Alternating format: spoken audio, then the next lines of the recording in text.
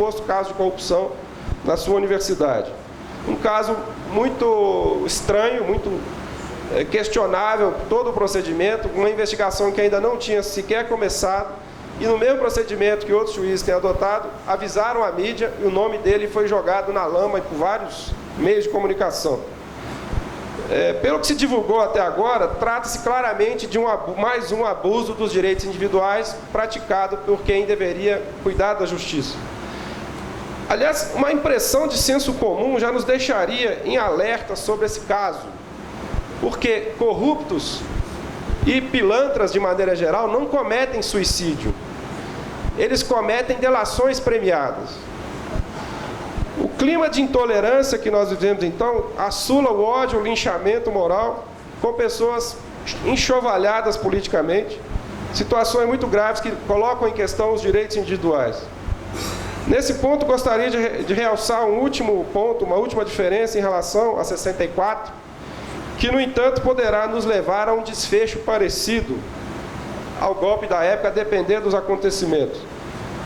Há uma diferença importante. O golpe de 64 gerou um governo forte, uma ditadura, obviamente, centrada nos militares que tinham o poder das armas.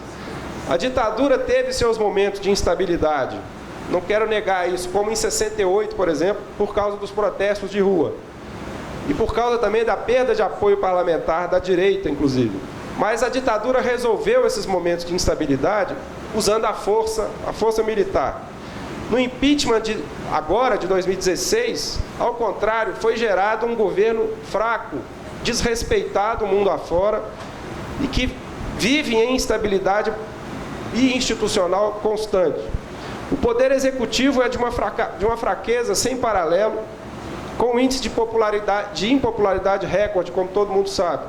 Seus sustentáculos originais, a grande mídia e o empresariado, não estão contentes, só não o derrubam porque têm dúvidas sobre as alternativas e porque Temer tem feito tudo o que pedem.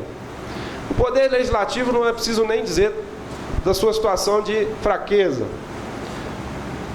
Disso resulta o índice de queda de popularidade da democracia no Brasil, que é muito preocupante. Aquele indicador latino barômetro mostra uma queda entre 2015 e 2016 de 54% das pessoas que confiavam na democracia como uma melhor forma de governo para 32%. É o menor índice da América Latina, com exceção da Guatemala.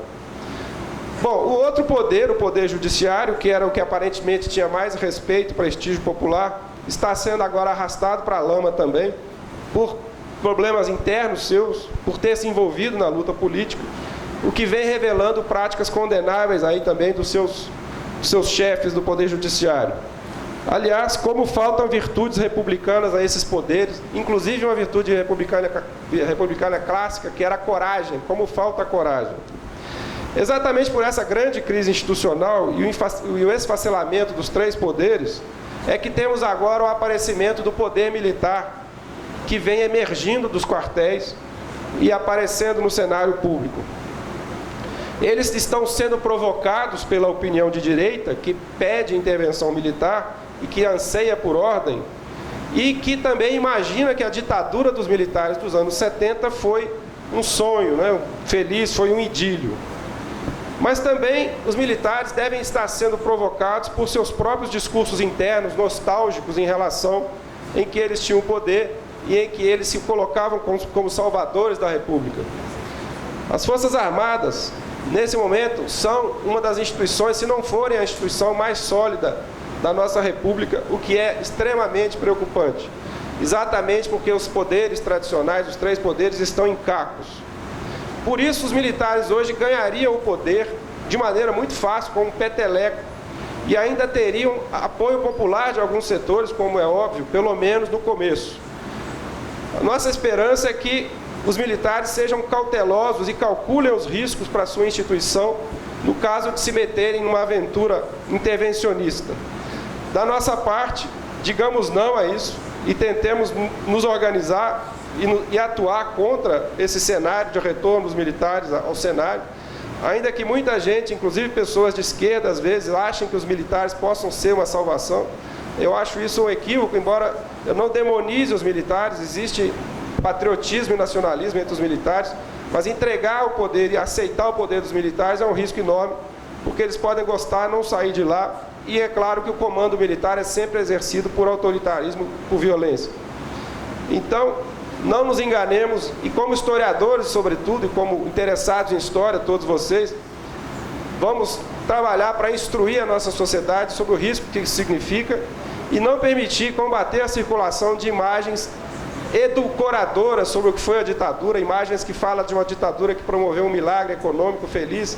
Vamos lembrar que o surto industrial aconteceu, não se pode negar, mas ao mesmo tempo a ditadura nos legou uma hiperinflação, um endividamento externo impagável, uma violência política e uma involução da democracia e da cidadania no Brasil, de maneira que não vale a pena voltar à ditadura. Preferível tentarmos a sorte com essa nossa república frágil, aos trancos e barrancos, mas melhor isso do que ditadura, seja de qualquer tipo, e sobretudo a ditadura militar. Obrigado.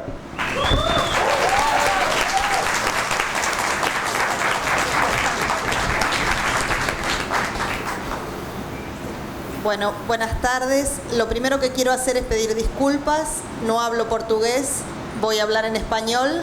Por lo menos estos próximos minutos espero que resulte comprensible lo que aquí quiero plantear. Y en segundo lugar, agradecer mucho a los organizadores de este evento. En la Argentina no existe nada parecido a esto.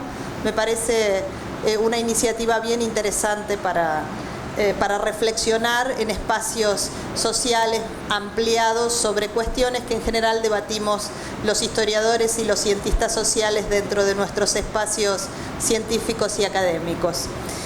Lo que voy a hacer en estos próximos minutos es hacer algunas referencias a una experiencia o un conjunto de experiencias de colegas, historiadores y otros cientistas sociales que estudiamos y nos dedicamos al estudio de la historia reciente dentro de la universidad y del sistema científico-técnico en la Argentina, en un espacio que no es estrictamente el espacio académico.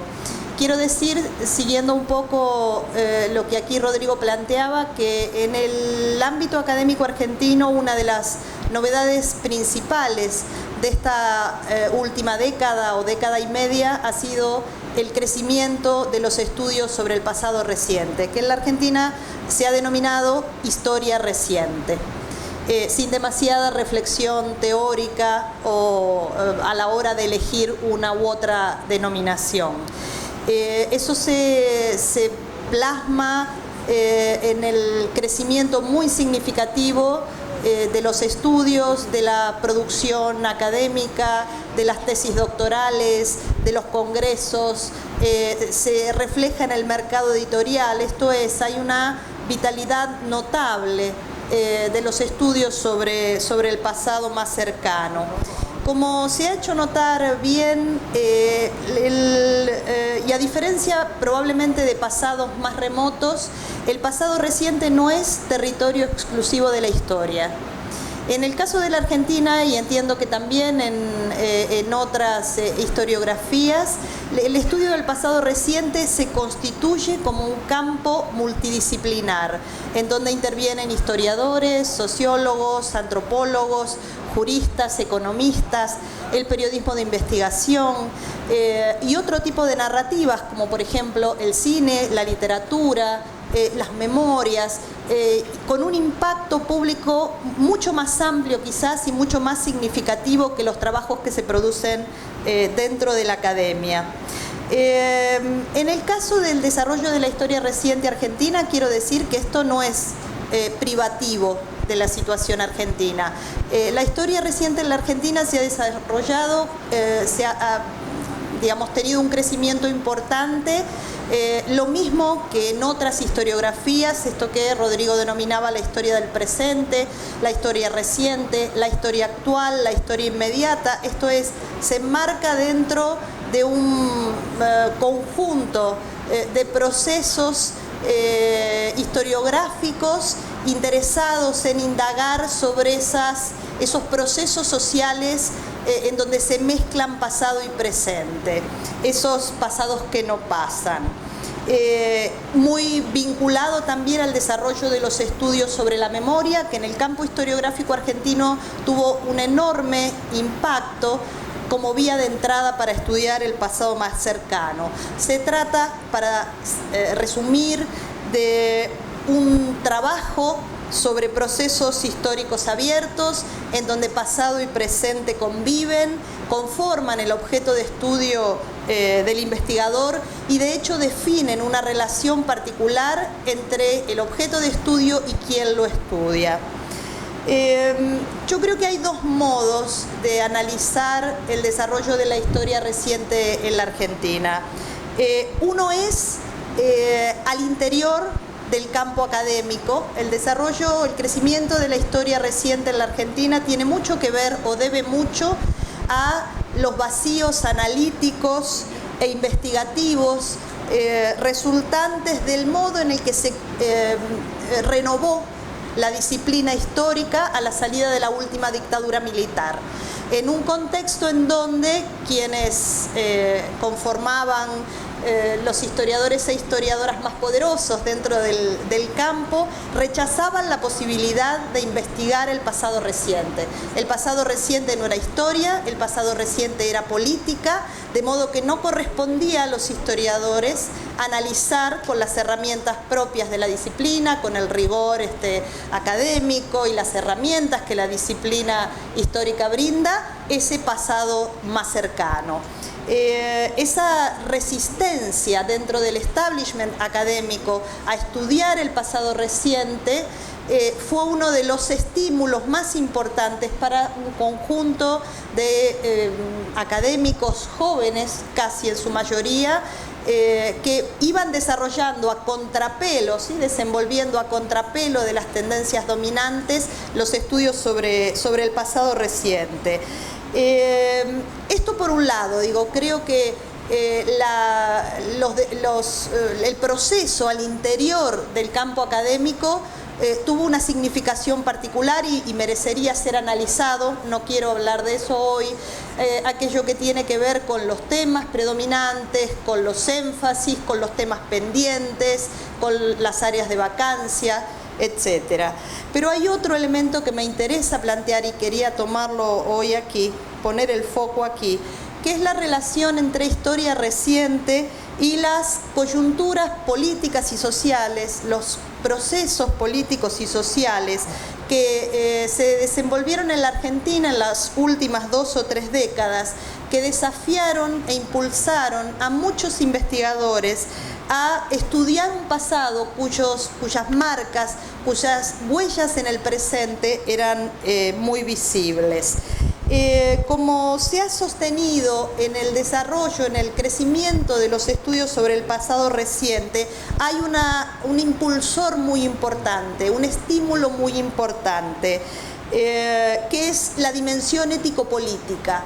El compromiso de muchos investigadores para estudiar, ese pasado más cercano, sin descuidar el rigor académico y científico, pero a la vez incorporando el compromiso político a la tarea profesional y académica. Y eso creo que es una marca en el campo de la historia reciente argentina. En esa relación entre el crecimiento de los estudios sobre el pasado reciente y espacios que podría denominar extraacadémicos, por fuera de lo académico, que se desarrollan, se desenvuelven en un ámbito público y político ampliado, tuvieron mucha significación los procesos de lucha por la memoria, la verdad y la justicia, esto es, vinculado con el legado de las violaciones a los derechos humanos cometidas en el contexto de la última dictadura militar.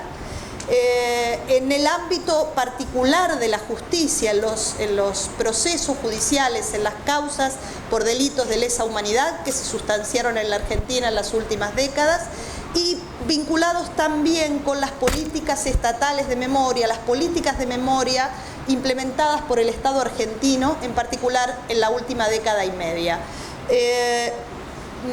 Probablemente sepan, y lo voy a mencionar muy rápidamente, que una de las características de la transición en la Argentina fue la imposibilidad que tuvieron las Fuerzas Armadas de imponer una autoamnistía.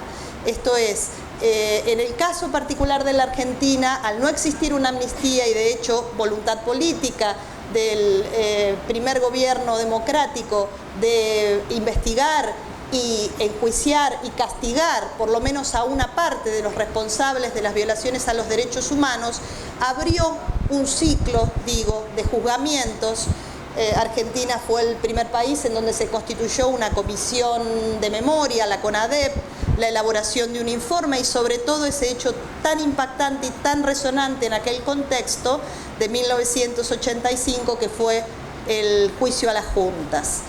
Ese ciclo de juzgamiento a algunos de los responsables de las violaciones a los derechos humanos se cerró en la década de 1980 con la promulgación de dos leyes, la Ley de Obediencia Debida y de Punto Final, que limitaron la posibilidad de avanzar en la búsqueda de justicia, tal como reclamaban los organismos de derechos humanos.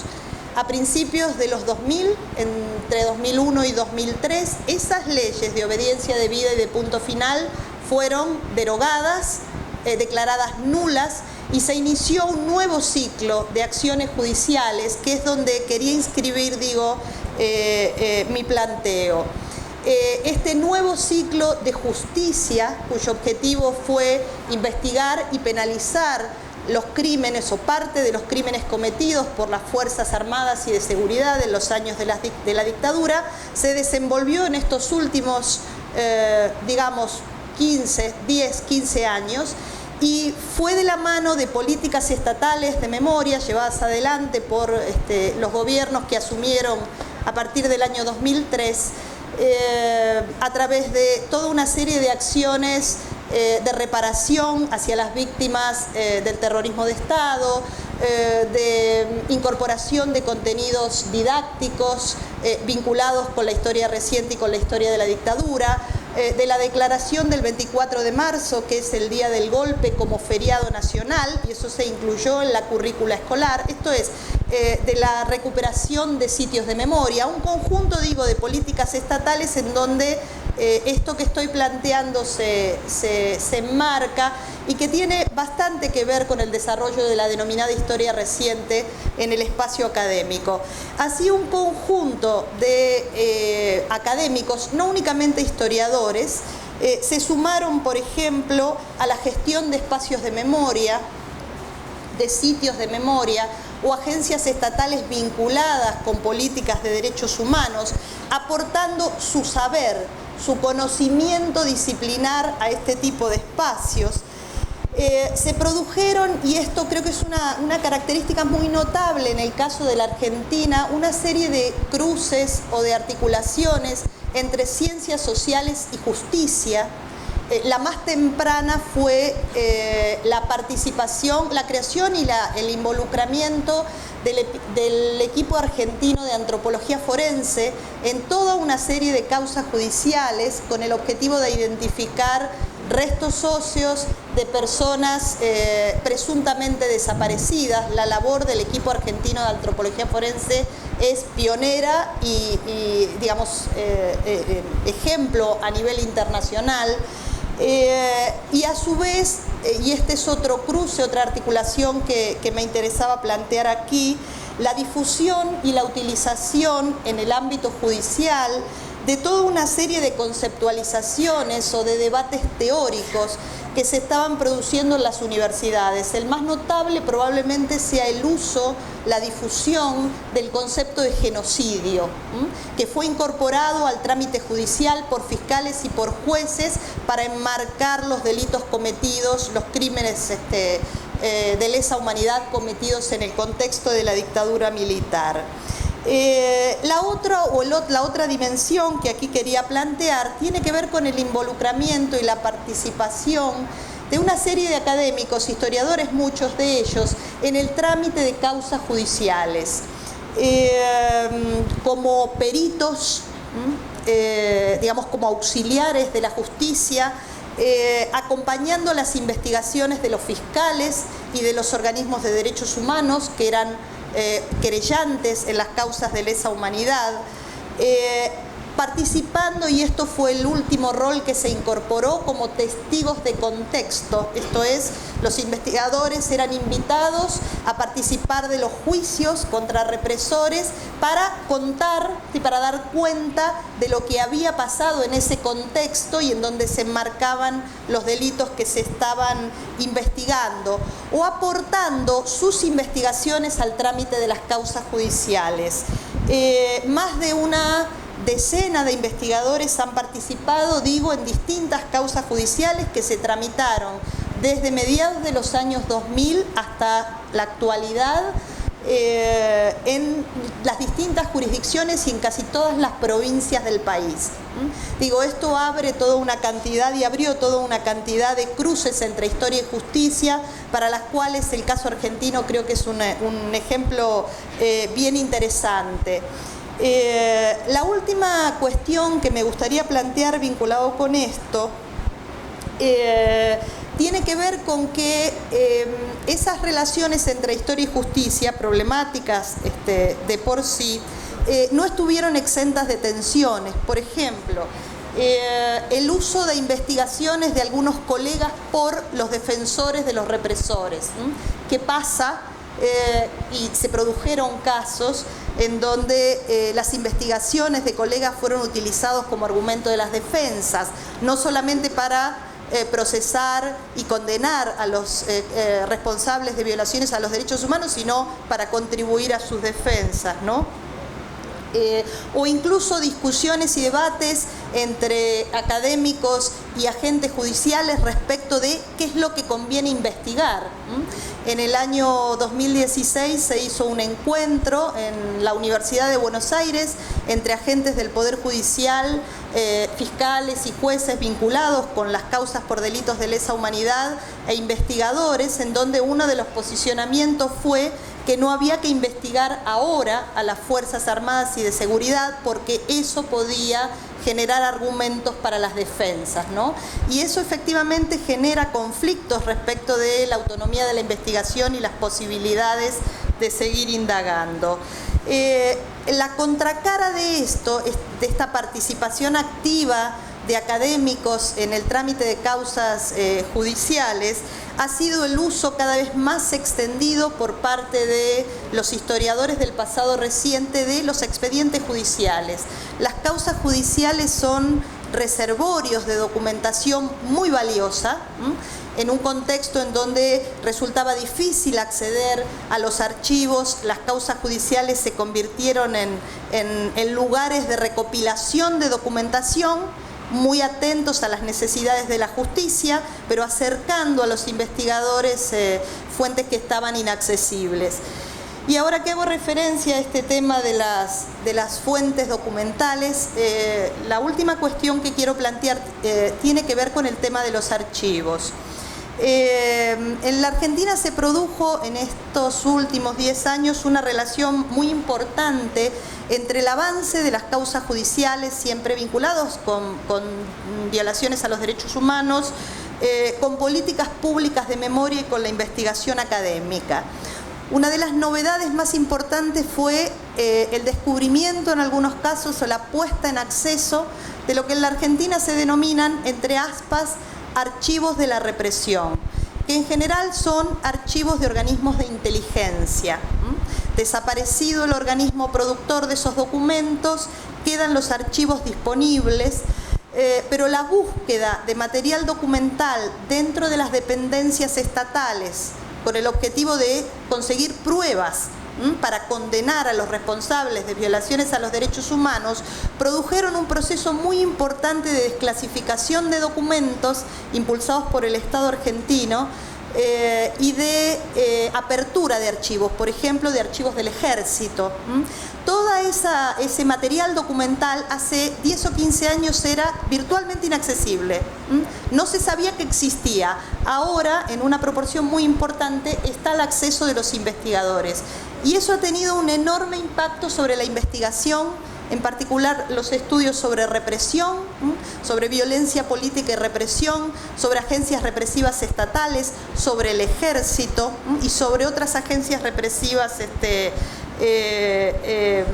digamos que han cambiado gran parte del conocimiento que nosotros teníamos sobre las dinámicas represivas. Quiero decir que todo este movimiento de relación entre historiadores y el ámbito extraacadémico, como la justicia o el espacio de los derechos humanos, reconoce tensiones, ¿sí? Hay un conjunto de tensiones. Por ejemplo, las dificultades que tienen muchos organismos de derechos humanos y agentes judiciales de entender que los archivos son también archivos históricos, no son solamente lugares a los que hay que ir a buscar pruebas para poner presos a los represores.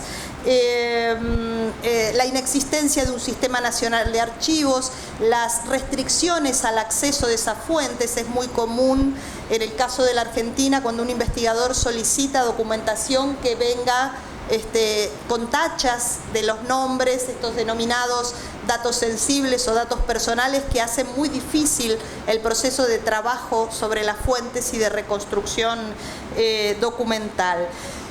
Lo que quería plantear muy sucintamente, y con esto cierro, que en el caso argentino se ha mostrado que los historiadores y la historia reciente han hecho aportes muy importantes al conocimiento de una serie de dinámicas, sobre todo las que tienen que ver con violencia política y represiva, y el conocimiento de esas dinámicas en el pasado reciente, como ha pasado sin ninguna duda en otras experiencias o en otros países como Uruguay o como Brasil.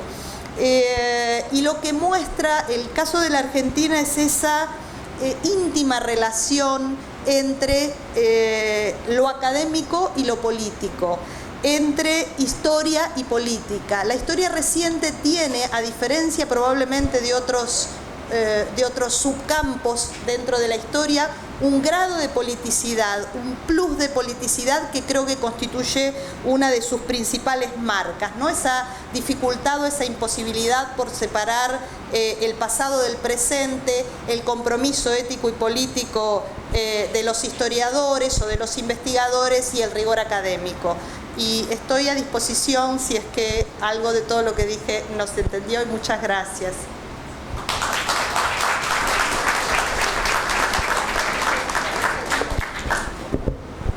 Oi, boa tarde. Vou tentar falar em portunhol, que é a língua franca do Mercosul. Em primeiro lugar, gostaria de agradecer o convite, mas também de parabenizar aos idealizadores e os organizadores